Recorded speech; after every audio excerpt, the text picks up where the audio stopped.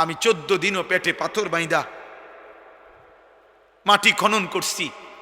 খন্দকের যুদ্ধে আমি আমার সাহাবাদেরকে নিয়ে পেটে পাথর বাইন্দা ক্ষুধার কষ্ট সয়েছি, বিনিময়ে এই আমলনামা দেখার জন্য?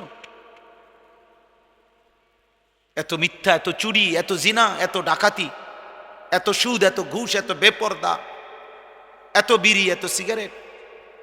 বলেন চাচা, বলেন বাপ, যে বোনেরা শুনছেন, মা বোনরা, আপনারা বলেন। আর যদি কোনোদিন আসতে না পারি, একদিনে আসলাম ভাই। আর যদি কোনোদিন বলতে না পারি, যুবক, আজ একবারই বললাম। তুমি মনে করো, তোমার যদি সামান্য বিবেক থাকে, কি বলবা নবীজির সামনে? কেমনে সুপারিশ চাইবা? এই আমলনামা দিয়া? হাউজে কাউসারের পানি চাইবা কেমনে? কেমনে বলবা বাপ? এজন্য নবীজি কাঁদবেন, কাঁদবেন। আল্লাহ আমাদেরকে হেফাজত করেন।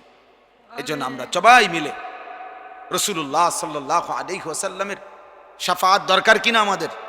এই যে আমি একটা কিতাব বিক্রি করি আমার গাড়িতে মাত্র 200 টাকা, সুযোগ থাকলে কিনে নিবেন।